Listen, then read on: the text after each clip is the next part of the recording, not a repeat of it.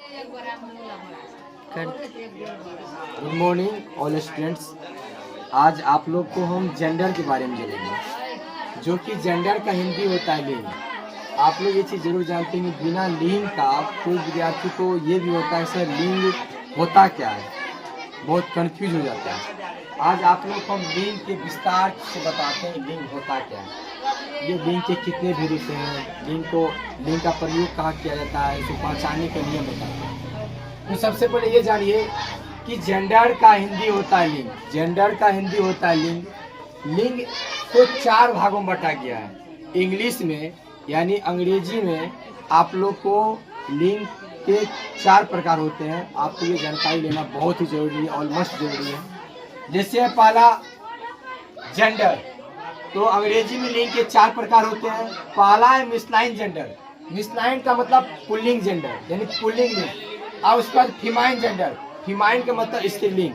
उसके बाद है कॉमन जेंडर, कॉमन का मतलब होता है उभयलिंग। उसके बाद लास्ट है नेचर जेंडर, इसका मतलब होता है नपुंसकलिंग। यहाँ आप थोड़ा अच्छी तरह देखिएगा, थोड़ा गौर करके आप देखिएगा। कोई पूछेगा सर ये मिसलाइन जेंडर होता क्या है, तो मिसलाइन जेंडर का मतलब होता है पुल्लिंग।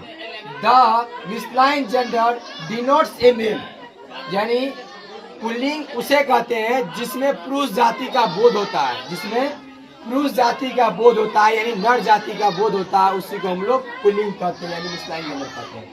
जैसे मैं आपको एग्जांपल दिया राम, राम एक लड़का का नाम है। डॉग एक कुत्ता, ये अब मेरा पुल्लिंग है etc।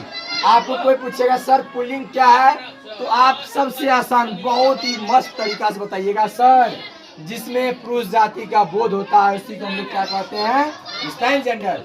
उसके बाद है फीमाइन जेंडर किसे कहते हैं, तो ये sir the famine gender denotes a female, जिसमें स्त्री जाति का बोध होता है उसी को हम लोग क्या कहते हैं स्त्रीलिंग कहते हैं। जैसे दिया हुआ यहाँ पे सीता, सीता एक लड़की का नाम है, सीता एक लड़की का नाम है। देखिए यहाँ पे औरत का मतलब औरत, यानी आपको ये समझ में आ गया जिसमें स्त्री जाति का बोध होता है उसी को हम लोग स्त्रीलिंग कहते हैं।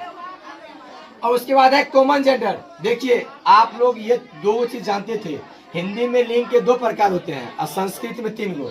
हिंदी में होता है पुल्लिंग स्त्रीलिंग, संस्कृत में होता है पुल्लिंग स्त्रीलिंग और नपुंसकलिंग, पर इंग्लिश में 4 गो है। आपको पुल्लिंग स्त्रीलिंग समझा दिए। अब चलते हैं कॉमन जेंडर। कॉमन जेंडर को हिंदी में कहते हैं उभयलिंग। कॉमन जेंडर हिंदी में क्या कहते हैं उभयलिंग। देखिए कॉमन जेंडर में the common gender denotes that the noun is either a male or female, यानी कॉमन जेंडर यानी मेल यानी नर और मादा दोनों जाति का एक समान बोध होता है, उसी को कॉमन जेंडर कहते हैं। जैसे देखिए टीचर और फ्रेंड, एक टीचर कैसे समझिए नर और मादा दोनों आता है।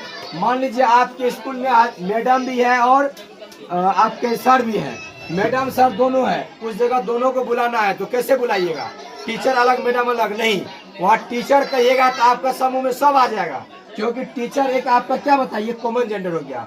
जैसे दोस्त, आपको कभी कभी दोस्त हुआ होगा, सहेली भी, आप लड़की से भी दोस्ती है लड़का से भी दोस्ती है, उसको हम फ्रेंड नाम से बुला सकते हैं। तो आगे आप समझ में कॉमन जेंडर यानी दोनों का जब क्रिया रहता है एक समान तो उनको कॉमन जेंडर कहेंगे। नेचर, देखिए नेचर भी बहुत जबरदस्त ठीक है। The nature gender denotes that the noun is neither a male or female, न इसमें नर जाति का बोध होता है न ही मादा जाति का बोध होता है, इसी को हम लोग नेचर जेंडर कहते हैं। इसको हिंदी में नपुंसकलिंग कहते हैं। देखिए कोयल, आयल, क्रॉ, एंट, वुड, लकड़ी, ये चारों आपको इत्यादि, इसके अलावा और भी है।